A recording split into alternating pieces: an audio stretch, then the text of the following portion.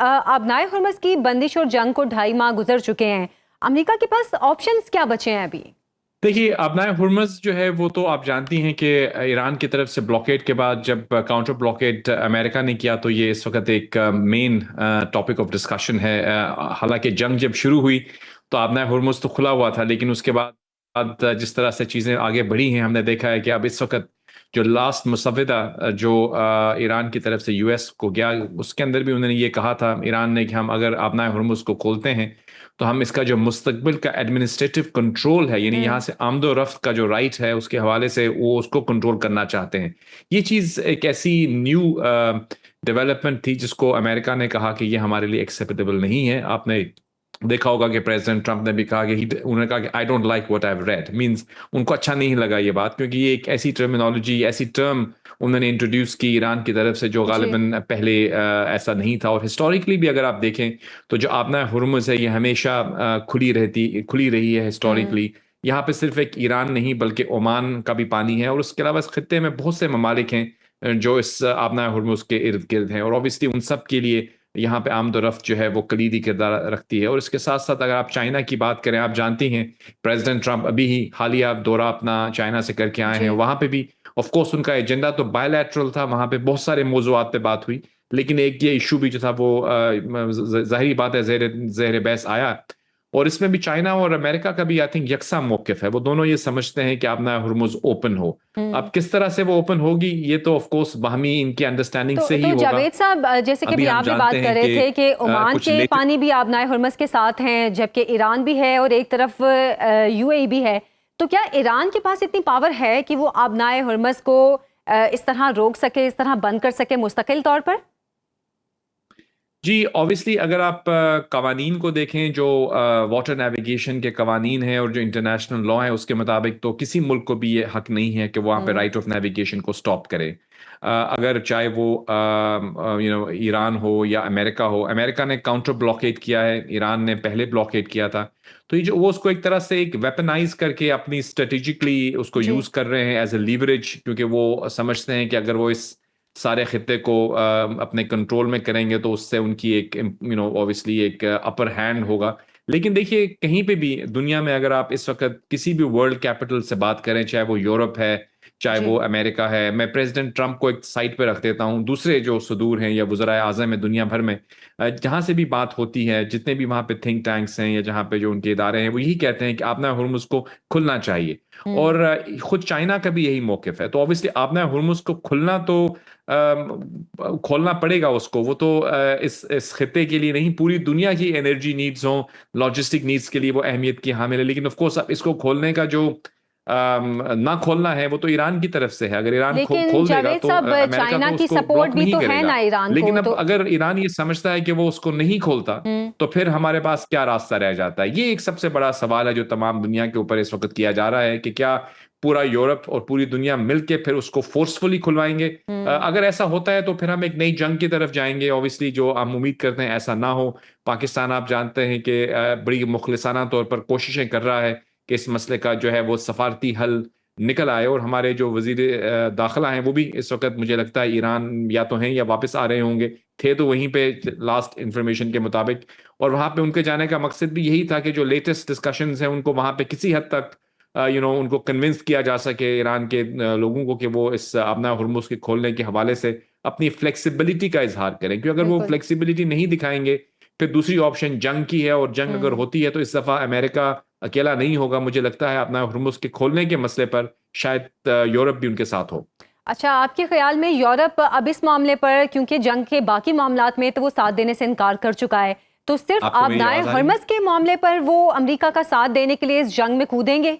जी, पूरी तरह उतरेगा या नहीं ये तो अभी कबल अज़ वक्त होगा कहना, लेकिन ऑफ कोर्स मौक़िफ़ उनका भी यही है कि आप जानती हैं कि यूरोप हो चाहे फ्रांस, हम्म। जर्मनी, इवन उनकी भी नीड्स हैं। बरतानिया की भी आप जानते हैं, बरतानिया की जो प्रेसिडेंट है उन्होंने प्राइम मिनिस्टर हैं जो, उन्होंने भी ये कहा था कि हम इस हवाले से एक जॉइंट स्ट्रेटजी बनाएंगे। खुद यूएन के अंदर भी एक रेजोल्यूशन जो है वो गई है जो अप्रूव भी हुई है, जिसमें तमाम जो खलीजी ममालिक हैं उन्होंने भी ये एक करारदाद मंजूर की है, जिसके मुताबिक उन्होंने कहा है कि इस आपना हुर्मुज़ को खोलना जो है ये इसको इसके हवाले से यूएन भी अपना किरदार अदा करे। तो मुझे लगता नहीं है कि ईरान के पास कोई जवाब रह जाएगा कि वो सफारती तौर पर या मिलिटरीली उसको रोक सके, और अगर वो उसके हवाले से इनफ्लेक्सिबिलिटी का इजहार करता है तो फिर यही होगा कि अनफॉर्चुनेटली कशीदगी बढ़ेगी। ये कशीदगी का मतलब है हम जंग की तरफ दोबारा जाएंगे। सेंटकॉम की जो लेटेस्ट अपडेट्स आई हैं वो ये समझते हैं कि अगर उनको ऑर्डर दिया जाता है जंग का तो वो तो रेडी हैं। तो इस वक्त दो मुख्तलिफ स्कूल्स ऑफ थॉट हैं। एक तो बिल्कुल इस चीज़ पर कन्विंस्ड हैं कि जंग का एक नया दौर शुरू होने वाला है क्योंकि ईरान फ्लेक्सिबिलिटी नहीं दिखाएगा, और एक अगर लास्ट डिच एफर्ट पाकिस्तान की तरफ से हो रहा है, अगर वो उसमें कामयाब हो जाते हैं तो सही है, अदरवाइज हम खुदा न खास्ता जंग की तरफ ही जाएंगे। लेकिन अभी भी कोशिशें जारी हैं और उम्मीद यही है, क्योंकि देखिए जंग जो है ना वो अमेरिका के इंटरेस्ट में है ना ईरान के इंटरेस्ट में, और जी। अगर किसी हद तक कोई सफारती हल निकल आता है तो आई एम श्योर कि आखिरी आखिरी हद तक कोशिशें जारी रहेंगी। अच्छा, चाइना के दौरे के बाद डोनाल्ड ट्रंप के मिजाज में वो सख्ती नहीं देखी गई जो बाकी ममालिक से मुलाकात के वक्त उनके मिजाज में एक नज़र आती थी। तो क्या चाइना ने जो डोनाल्ड ट्रंप के मुतालिबात थे उनको मानने से इनकार किया, या फिर हम ये कहें कि आबनाए हुर्मस के हवाले से जो डोनाल्ड ट्रंप का मौक़िफ़ था कि यूएन में जो करारदाद पेश की जाएगी चाइना उसको वीटो ना करे, लेकिन चाइना ने वो करारदाद भी मुस्तरद कर दी। तो इस मामले में डोनाल्ड ट्रंप इतने ठंडे क्यों नजर आए? नहीं देखिए, ये चीज़ सही नहीं है, क्योंकि देखिए जो विजिट था प्रेसिडेंट ट्रंप का चाइना का, वो तो उसका सब्जेक्ट जो था वो ईरान तो नहीं था, वो तो एक बहुत ही वाइड रेंजिंग लेकिन वो डिस्कशन बन थी गया। जिसमें दुनिया की जो दो बड़ी ताकतें हैं वो मिलकर एक ग्लोबल वर्ल्ड ऑर्डर को डिस्कस कर रही थी। उसमें टेक्नोलॉजी की बात थी, उसमें ट्रेड की बात थी, उसमें बाहमी जिस तरह से एक दुनिया में हम देखते थे माजी में कि यूएसएसआर और अमेरिका के दरमियान एक तसादुम की रिलेशनशिप थी। इन दोनों जो पावर्स हैं इन्होंने ये डिसाइड किया है कि हम मुस्तकबिल में एक तरह से शराकतदारी पर यकीन रखते हैं, हम एक दूसरे का एहतराम करके आगे बढ़ेंगे, हम दो सुपर पावर्स की तरह से रहेंगे, हम आपस में तसादुम नहीं करेंगे। इसे वो कहते हैं मैनेज्ड कंपटीशन। वो ये समझते हैं कि आपस में कम्पीट तो हम करेंगे, लेकिन इस अंदाज में कम्पीट करेंगे कि हम एक दूसरे के खिलाफ कोई सफ आरा ना हो। तो ऑब्वियसली ये एक बड़ी मुस्बत डेवलपमेंट है, और आपने देखा होगा कि उनका जो डेलीगेशन था यानी प्रेसिडेंट ट्रंप का, उसमें तमाम ऑलमोस्ट तमाम लोग जो थे वो ट्रेड से रिलेटेड थे, और टेक्नोलॉजी की तमाम कंपनियां जो इस वक्त दुनिया में आप जानती हैं कि जो मुस्तकबिल है दुनिया का वो टेक्नोलॉजी पर मबनी है, और अमेरिका इस वक्त टेक्नोलॉजी में दुनिया में एक वर्ल्ड लीडर है।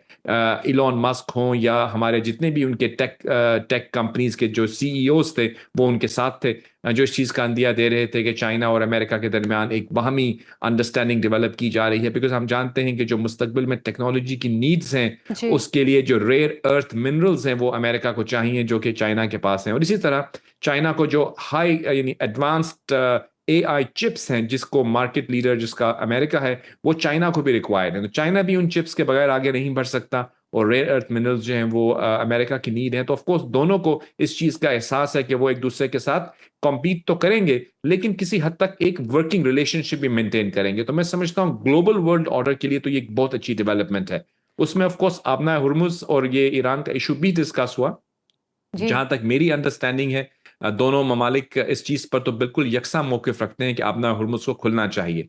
हम ये भी जानते हैं कि ईरान का एक रिलेशनशिप भी है चाइना के साथ, और चाइना उस लीवरेज को इस्तेमाल भी कर सकता है कि वो चाइना को कन्विंस करे कि वो आबना हुर्मुज़ को ओपन करे, बिकॉज़ अगर ईरान को अपनी एनर्जी जो उनकी जो ऑयल है वो आई थिंक सबसे बड़ा बायर चाइना ही है, ट्रेड भी है उनका चाइना के साथ, तो चाइना की बात को इनकार करना ईरान के लिए मुझे नहीं लगता दानिशमंदाना होगा। तो जावेद इस साहब, क्या हवाले से मैं समझता हूँ कि ऐसा नहीं अब तक ईरान को नहीं इस हवाले से कहा होगा अबनाए हुर्मस खोलने के हवाले से, क्योंकि ये तो हम सबको पता है कि चाइना और ईरान के दरमियान ताल्लुकात कितने अच्छे हैं, तो क्या अब तक ऐसी कोई पेशरफ नहीं हुई होगी?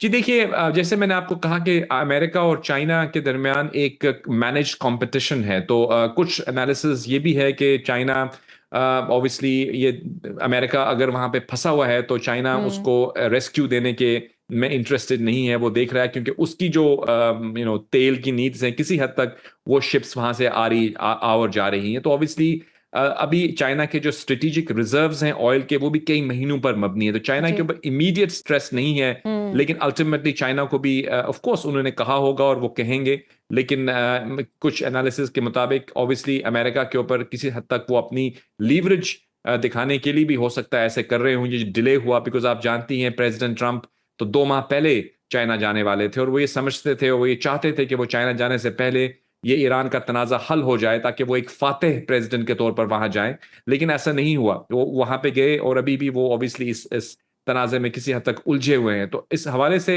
एक जियोपॉलिटिकल जो ग्लोबल बसात है उसके अंदर चाइना और अमेरिका के दरमियान क्या अंडरस्टैंडिंग डेवलप होती है, उसके बाद मुझे लगता है कि चाइना भी अपनी लीवरेज जो है वो इस्तेमाल करेगा ईरान के साथ, और वो इनको भी यही कहेगा कि इस आबनाए हुर्मुज को खोल दें। आबनाए हुर्मुज को बंद रखना या इसका मुस्तकबिल का कंट्रोल ईरान के पास रहना, मुझे नहीं लगता कि ये एक्सेप्टेबल किसी को भी होगा। दूसरी बात जो न्यूक्लियर है, न्यूक्लियर एम्बिशन, जी। क्या ईरान एक न्यूक्लियर ताकत बन सकता है? ये ना अमेरिका इसको एक्सेप्ट करता है ना चाइना। चाइना ने भी ये नहीं कहा कि वो ईरान को कोई न्यूक्लियर पावर बनना चाहता है। वो भी तो यही कह रहे हैं कि आप अपने न्यूक्लियर एम्बिशंस को जो है वो कर्टेल करें। तो मैं समझता हूँ कहाँ कहाँ कहीं कहीं तो उनके अंदर हम आहंगी है अमेरिकन और चाइनीज व्यूज में, लेकिन कुछ मामलात पे उनके अंदर जो है वो ऑफकोर्स डिफरेंस ऑफ ओपिनियन भी है।